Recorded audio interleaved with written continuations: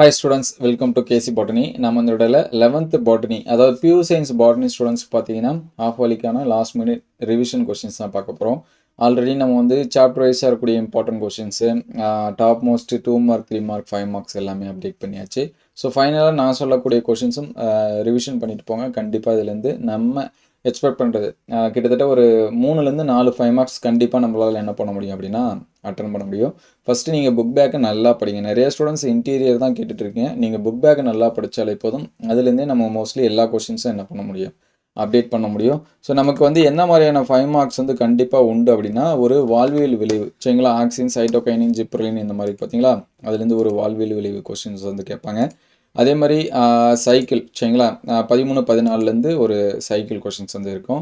ஒரு family question இது எல்லாமே 5 மார்க்ஸ். அதே மாதிரி டிஃப்ரென்ஸ் பிட்வீன் ஒரு 5 மார்க் கொஸ்டின்ஸ் வந்து இருக்கும். பண்புகள் அப்படின்னு சொல்லிட்டு ஒரு 5 மார்க்ஸ் இருக்கும். ஸோ அது எல்லாமே பாருங்கள். ஸோ இப்போ நான் சொல்லக்கூடிய கொஷின்ஸை நல்லா பார்த்துங்க.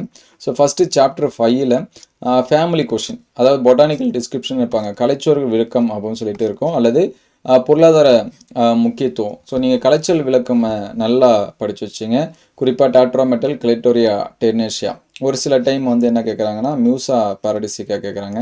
ஸோ அதனால் மியூசாவும் என்ன பண்ணி வச்சிங்க, நல்லா பார்த்து வச்சுங்க சரிங்களா. அதனால் பொட்டானிக்கல் டிஸ்கிரிப்ஷன் எது எது படிக்க முடியுமோ அது எல்லாமே நல்லா படித்து வச்சுங்க. அதுக்கடுத்து 6th லெசன் வந்தீங்க அப்படின்னா வேறுபாடு சரிங்களா, படம் வரைந்து பாவம் குறி அப்படிங்கிற கொஷின்ஸ் எல்லாமே இருக்கும். எக்ஸாம் பார்த்தீங்கன்னா டிஃப்ரென்ஸ் பிட்வீன் அப்படின்னு சொல்லிட்டு ப்ரோகேரட்டிக் யூகேரட்டிக்கு, பிளான்ட் செல் அனிமல் செல், அது ரெண்டையும் நல்லா படிச்சுங்க சரிங்களா. பிளான்ட் செல்லு அனிமல் செல், அதே மாதிரி அதான் தமிழில் தாவர செல் விலங்கு செல் அப்படின்னு இருக்கும், அதை வந்து நல்லா பார்த்து வச்சுங்க. அதே மாதிரி ப்ரோகேரட்டிக் யூகேரட்டிக் சரிங்களா, ப்ரோகேரட்டிக்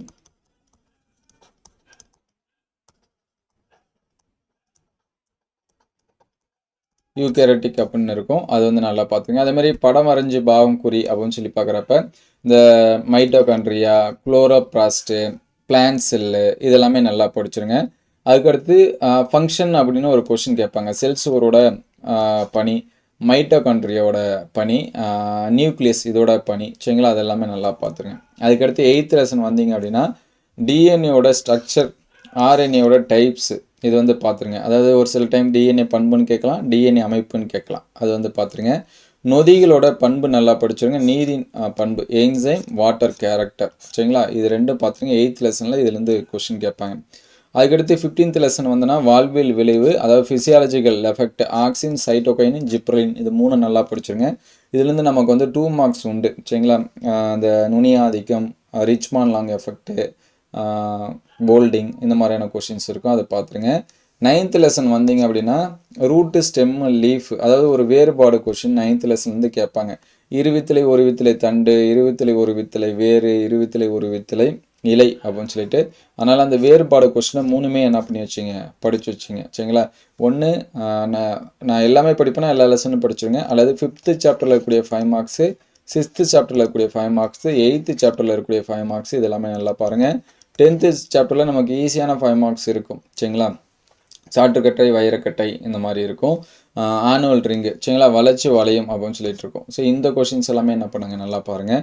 13 14ல் சுழற்சி கொஷின் நல்லா படித்து வச்சுங்க, படிக்க முடிஞ்ச students. Calvin cycle, Krebs cycle, C4 cycle, glycolysis. அதுக்கடுத்து டிஃப்ரென்ஸ் பிட்வீன் கொஷின், டிஃப்ரென்ஸ் பிட்வீன்னா PS1 PS2, சுழற்சி இல்லா பாஸ்பரிகரணம், இந்த மாதிரியான கொஷின்ஸ் இருக்குது, அதை வந்து பார்த்துருங்க. அதுக்கடுத்து ஃபஸ்ட் லெசன் வந்தீங்க அப்படின்னா வேறுபாடு question, gram negative gram positive, அது வந்து நல்லா பார்த்துருங்க. அதுக்கடுத்து 4th லெசன் வந்தீங்கன்னா கலப்பு வகை சிறப்பு வகை மஞ்சரி சரிங்களா, mixer and special type. Special type தான் சயாத்தியம், இது எல்லாமே இருக்கும். ஸோ அதனால் அதை வந்து நல்லா பார்த்துருங்க. 12வது லெசனில் பார்த்தீங்கன்னா நமக்கு எக்ஸ்பெரிமெண்ட் வச்சு ஒரு கொஷின் கேட்குறாங்க, அதனால் பொட்டேட்டோ ஆஸ்மோஸ்கோப் பார்த்துருங்க. ஆர்க் ஆக்சினோமீட்டர், வில் ஆக்சினோமீட்டர், அதை வந்து பாருங்கள். அதுக்கடுத்து கேனாங்கோட ஃபோட்டோமீட்டர், அதை வந்து பார்த்துருங்க.